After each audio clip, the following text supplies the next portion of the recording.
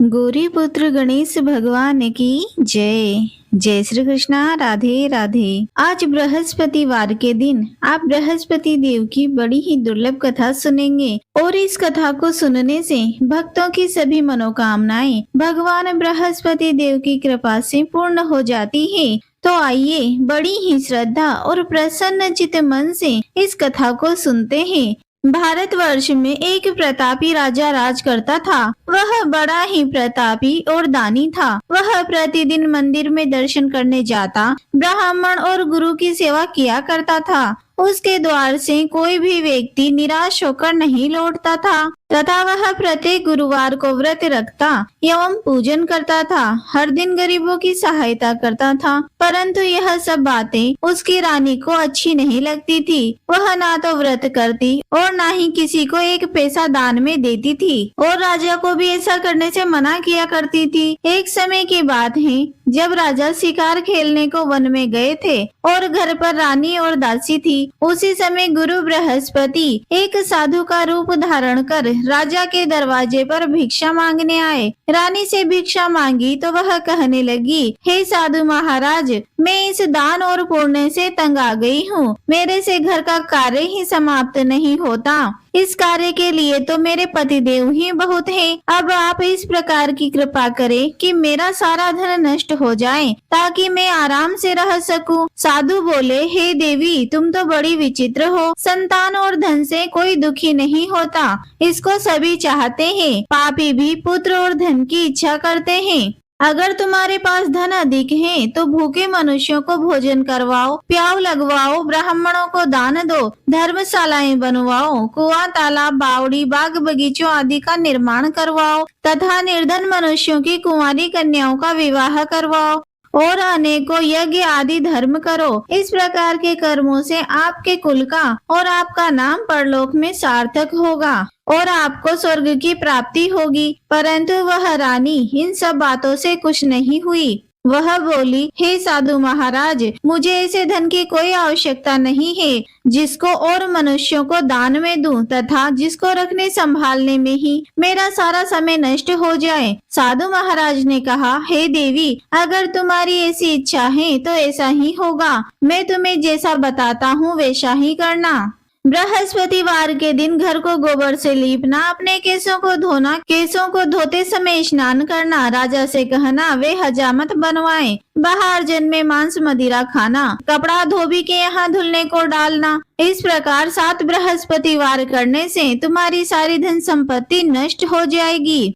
यह कहकर वह साधु महाराज वहाँ से अंतर्ध्यान हो गए। रानी ने साधु महाराज के कहे अनुसार वैसा ही किया। 3 बृहस्पतिवार ही बीते थे कि उसकी समस्त धन संपत्ति नष्ट हो गई और भोजन के लिए दोनों समय परिवार तरसने लगा तथा सांसारिक भोगों से दुखी रहने लगा। तब वह राजा अपनी रानी से कहने लगा, हे रानी, तुम यहाँ पर रहो, मैं दूसरे देश को जाऊँ, क्योंकि मुझे यहाँ सभी मनुष्य जानते हैं, इसीलिए कोई कार्य भी नहीं कर सकता। देश चोरी परदेश भिक्षा के बराबर है।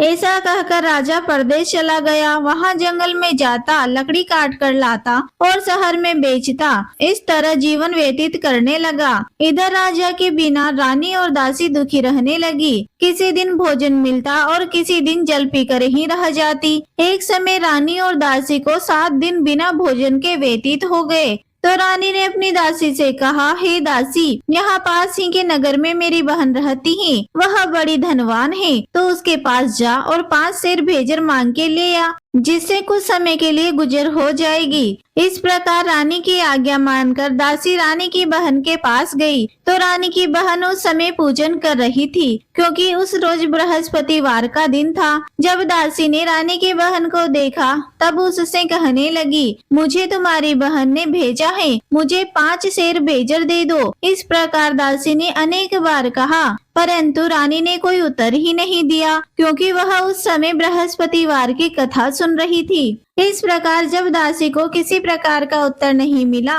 तो वह बहुत दुखी हुई और क्रोधवश लौटकर अपने गांव में आकर रानी के पास आकर बोली, हे रानी, आपकी बहन तो बहुत धनी है, वह छोटे लोगों से बात नहीं करती। क्योंकि मैंने उनसे कहा तो उन्होंने कोई उत्तर ही नहीं दिया। मैं वापस चली आई। रानी बोली, हे दासी, इसमें उसका कोई दोष नहीं है। जब बुरे दिन आते हैं तब कोई सहारा नहीं देता। अच्छे बुरे का पता विपत्ति में ही लगता है। जो ईश्वर की इच्छा होगी वही होगा।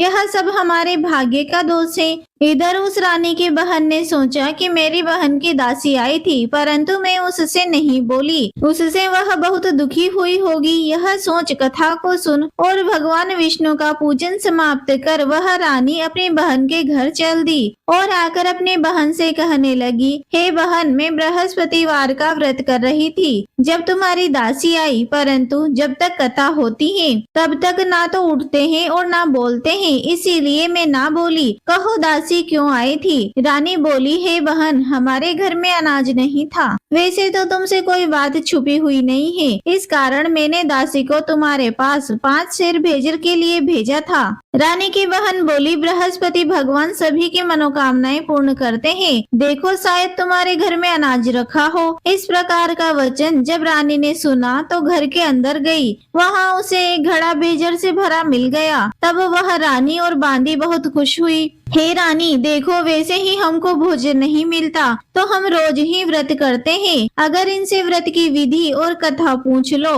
तो हम भी किया करेंगे। रानी ने अपने बहन से पूछा, हे बहन, बृहस्पतिवार का क्या नियम है? तब रानी की बहन ने बताया, बृहस्पतिवार के व्रत में चने की दाल और मुनक्के से भगवान विष्णु का केले की जड़ में पूजन करें तथा दीपक जलाएं, पीला भोजन करें तथा कथा सुने। इस प्रकार करने से गुरु भगवान प्रसन्न होते हैं, अन्न पुत्र धन देते हैं, मनोकामना पूर्ण करते हैं। इस प्रकार रानी और दासी दोनों ने निश्चय किया, दोनों बृहस्पति भगवान का पूजन जरूर करेंगी। 7 रोज बाद बृहस्पतिवार आया तो उन्होंने व्रत रखा। दासी गुड़साल में जाकर चना और गुड़ बीन लाई तथा उसके दाल से केले की जड़ का तथा भगवान विष्णु का पूजन किया। अब पीला भोजन कहाँ से आए? दोनों बड़ी ही दुखी हुई, परंतु उन्होंने व्रत किया था तथा इस कारण गुरु भगवान प्रसन्न थे। 2 थालों में पीला भोजन लेकर आए और दासी को देकर बोले, हे दासी, यह तुम्हारे और रानी के लिए भोजन है, तुम दोनों भोजन कर लेना। दासी भोजन पाकर बड़ी प्रसन्न हुई और रानी से बोली, चलो रानी, भोजन कर लो। रानी को इस विषय में कुछ पता नहीं था, इसीलिए वह दासी से बोली, तू ही भोजन कर, क्योंकि तू हमारी व्यर्थ में हंसी उड़ाती है। दासी बोली कि एक महात्मा भोजन दे गया है। रानी कहने लगी, वह भोजन तेरे लिए दे गया है, तू ही भोजन कर। दासी ने कहा, वह महात्मा हम दोनों को 2 थालों में भोजन दे गया है, इसीलिए हम और तुम दोनों साथ साथ भोजन करेंगे। इस प्रकार रानी और दासी ने गुरु भगवान को नमस्कार कर भोजन प्रारंभ किया तथा अब वे प्रत्येक बृहस्पतिवार को गुरु भगवान का व्रत और विष्णु भगवान का पूजन करने लगी। बृहस्पति भगवान की कृपा से रानी और दासी के पास धन हो गया। रानी फिर इसी प्रकार आलस्य करने लगी। तब दासी बोली, देखो रानी, तुम पहले भी इसी प्रकार आलस्य करती थी और तुम्हें धन रखने में कष्ट होता था, इस कारण से सभी धन नष्ट हो गया है। अब गुरु भगवान की कृपा से हमें धन मिला है, हमें दान पुण्य करना चाहिए। दान में भूखे मनुष्यों को भोजन करवाओ, प्याव लगवाओ, ब्राह्मणों को दान दो, कुआं, तालाब, बावड़ी आदि का निर्माण करवाओ, मंदिर और पाठशालाएं बनवा कर दान दो, कुंवारी कन्याओं का विवाह करवाओ, धन को शुभ कार्यों में खर्च करो, जिससे तुम्हारे कुल का यश बढ़े तथा स्वर्ग प्राप्त हो और पितृ प्रसन्न हो। तब रानी ने इसी प्रकार के कर्म करने प्रारंभ कर दिए तो काफी यश फैलने लगा। एक दिन रानी और दासी विचार करने लगी कि ना जाने हमारे महाराज किस दशा में होंगे, उनकी कोई खोज खबर नहीं है। गुरु भगवान से उन्होंने प्रार्थना की तो एक दिन भगवान ने रात्रि में राजा के स्वप्न में कहा, हे राजन, उठ, तेरी रानी तुझको याद करती है, अपने देश को चला जा। राजा प्रातः काल उठा और विचार करने लगा। स्त्री खाने और पहनने की ही साथी होती है, पर भगवान की आज्ञा मानकर वह अपने नगर को चलने के लिए तैयार हुआ। इससे पूर्व जब राजा परदेश चला गया था तो परदेश में दुखी रहने लगा। प्रतिदिन जंगल में से लकड़ी बीन कर लाता और उन्हें शहर में बेचकर अपने दुखी जीवन को बड़ी कठिनाई से व्यतीत करता था।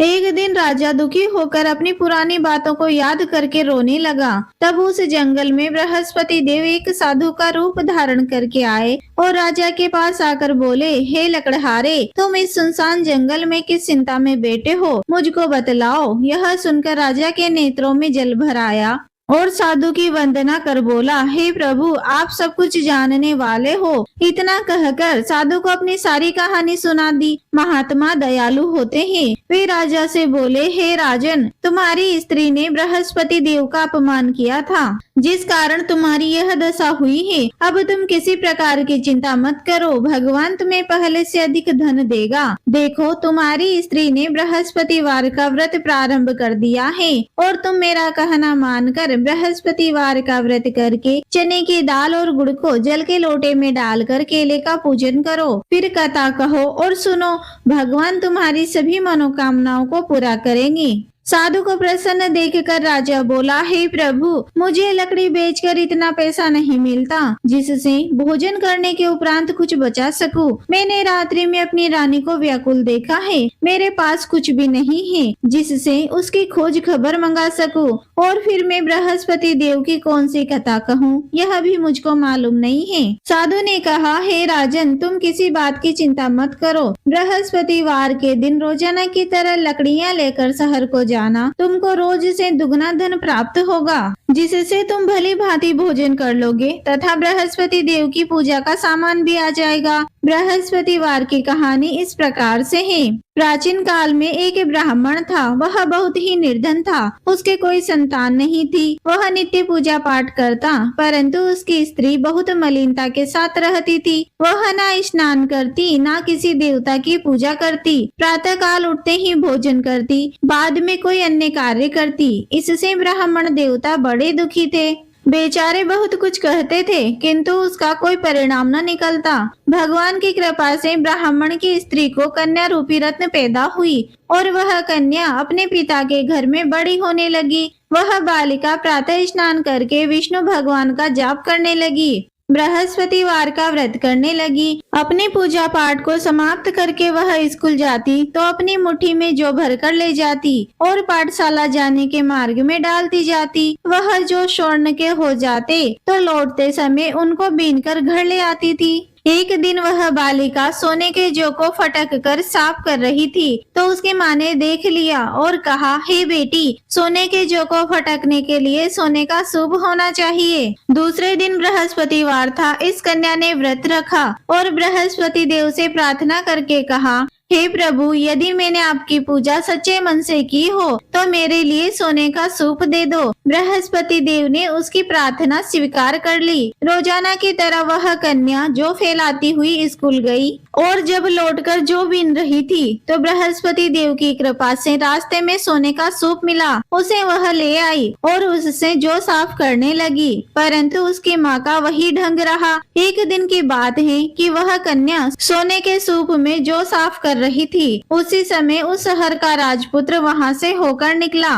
इस कन्या के रूप और कार्य को देखकर मोहित हो गया और अपने घर जाकर भोजन तथा जल त्याग कर उदास होकर लेट गया। राजा को इस बात का पता लगा तो अपने मंत्रियों के साथ अपने पुत्र के पास गए और बोले, हे पुत्र, तुम्हें किस बात का कष्ट है? किसी ने तुम्हारा अपमान किया है या फिर कोई और कारण है? सो जो है वह कहो, मैं वही कार्य करूँगा जिससे तुम्हें प्रसन्नता हो। राजकुमार ने अपने पिता की बातें सुनी तो वह अपने पिता से बोला, हे पिताजी, आपकी कृपा से मुझे किसी बात का दुख नहीं है, ना ही किसी ने मेरा अपमान किया है, परंतु मैं उस लड़की के साथ विवाह करना चाहता हूँ जो सोने के सूप में जो साफ कर रही थी। यह सुनकर राजा आश्चर्य में पड़ गया और बोला, हे पुत्र, इस तरह की कन्या का पता तुम ही लगाओ, मैं उसके साथ तुम्हारा विवाह अवश्य करवा दूंगा। राजकुमार ने अपने पिता के वचन सुनने के पश्चात उस लड़की के घर का पता बतलाया। राजकुमार के बताए पते के अनुसार मंत्री उस लड़की के घर गए और ब्राह्मण कन्या का विवाह राजकुमार के साथ संपन्न हुआ।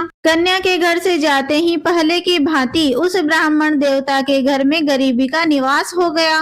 अब भोजन के लिए भी अन्न बड़ी मुश्किल से मिलता था। एक दिन दुखी होकर ब्राह्मण देवता अपनी पुत्री के पास गए। बेटी ने अपने पिता की दुखी हालत को देखकर अपनी माँ का समाचार पूछा। तब ब्राह्मण ने सभी हाल कह सुनाया। कन्या ने बहुत सा धन देकर अपने पिता को विदा किया। इस तरह ब्राह्मण का कुछ समय सुख पूर्वक व्यतीत हुआ। कुछ दिन बाद फिर वही हाल हो गया। ब्राह्मण फिर अपनी कन्या के पास गया और सभी हाल कहा तो लड़की बोली, हे पिताजी, आप माताजी को यहाँ ले आइए, मैं उन्हें यह विधि बता दूंगी जिससे आपकी गरीबी दूर हो जाए। वह ब्राह्मण देवता अपनी स्त्री को साथ लेकर बेटी के घर पहुँचा तो पुत्री अपनी माँ को समझाने लगी, हे माँ, तुम प्रातः काल उठकर प्रथम स्नान आदि करके विष्णु भगवान का पूजन करो, सब दरिद्रता दूर हो जाएगी। परंतु उसकी माँ ने उसकी एक न सुनी, उसकी एक बात भी नहीं मानी और प्रातः काल उठकर अपनी पुत्री के बच्चों की झूठन को खा लेती थी। एक दिन उसकी पुत्री को बहुत क्रोध आ गया और रात को कोठरी से सारा सामान निकाल दिया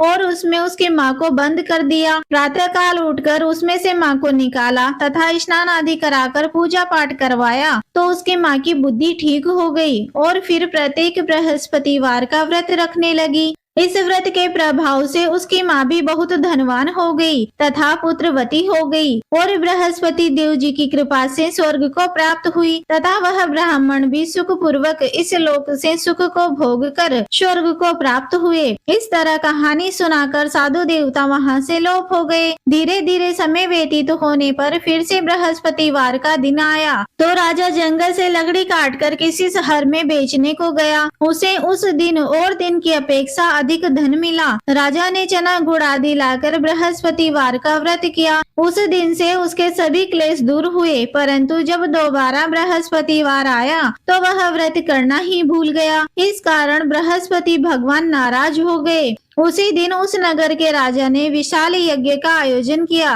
तथा शहर में यह घोषणा करवाई कि कोई भी मनुष्य भोजन न बनाए तथा आग भी न जलाए। समस्त लोग मेरे यहाँ भोजन करने आए। इस आज्ञा को जो नहीं मानेगा उसे फांसी की सजा दे दी जाएगी। इस तरह की घोषणा संपूर्ण नगर में करवा दी गई। राजा की आज्ञा अनुसार नगर के सभी लोग भोजन करने गए, लेकिन लकड़हारा कुछ देर से पहुँचा, इसीलिए राजा उसको अपने साथ घर लिवा ले गए और ले जाकर भोजन करा रहे थे तो रानी की दृष्टि उस खूंटी पर पड़ी जिस पर उसने अपना हार लटका रखा था। वह वहाँ दिखाई नहीं दिया तो रानी ने हार की चोरी के अपराध में लकड़हारे को सिपाही बुलाकर जेल खाने में डलवा दिया। जब राजा जेल खाने में गया तो वह बहुत दुखी होकर विचार करने लगा कि ना जाने कौन से पूर्व जन्म के कर्म हैं जिसके कारण मुझे ऐसा दुख प्राप्त हुआ है। फिर राजा उसी साधु महाराज को याद करने लगा जो उसे जंगल में मिला था। उसी तत्काल बृहस्पति देव साधु के रूप में प्रकट हो गए और उसकी दशा को देखकर कहने लगे, अरे मूर्ख, बृहस्पति देवता की कथा नहीं की, इस कारण तुझे दुख प्राप्त हुआ है। अब चिंता मत कर, बृहस्पतिवार के दिन जेल खाने के दरवाजे पर 4 पैसे पड़े मिलेंगे, उनसे तू बृहस्पति देव की पूजा करना, तेरे सभी कष्ट दूर हो जाएंगे। बृहस्पतिवार के दिन उसे 4 पैसे मिले। राजा ने उसी पैसे से व्रत और पूजन किया। उसी रात को जब राजा सो रहा था तो बृहस्पति देव ने राजा को स्वप्न में कहा, हे राजन, तुमने जिस आदमी को जेल खाने में हार की चोरी के अपराध में बंद कर रखा है वह निर्दोष है, वह राजा है, उसे छोड़ देना। रानी का हार उसी खूंटी पर लटका हुआ है। अगर तू ऐसा नहीं करेगा तो मैं तेरे राज्य को नष्ट कर दूंगा। राजा प्रातः काल उठा तो रानी का हार खूंटी पर टका देखकर लकड़हारे को बुलाकर क्षमा मांगी तथा राजा को योग्य सुंदर वस्त्र आभूषण देकर विदा किया। गुरुदेव की आज्ञा पाकर राजा अपने नगर को चल दिया। राजा जब नगर के निकट पहुंचा तो उसे बड़ा ही आश्चर्य हुआ। नगर में पहले से अधिक बाग, तालाब, कुएं, मंदिर तथा बहुत सी धर्मशालाएं आदि बनी हुई थी। राजा ने पूछा, यह सब किसके हैं? तो नगर के सब लोग कहने लगे कि यह सब रानी और दासी के हैं। तो राजा को आश्चर्य हुआ और गुस्सा भी आया। जब रानी ने खबर सुनी कि राजा आ रहे हैं तो उसने दासी से कहा, हे दासी, राजा हमको कितनी बुरी हालत में छोड़ गए थे, वह हमारी यह हालत देखकर लौट ना जाए, इसीलिए तो दरवाजे पर खड़ी हो जा। रानी की आज्ञा अनुसार दासी दरवाजे पर खड़ी हो गई। राजा आए तो उन्हें अपने साथ लिवा लाई। तब राजा ने क्रोध करके अपनी तलवार निकाली और पूछने लगा, यह बताओ, यह धन तुम्हें कैसे प्राप्त हुआ है?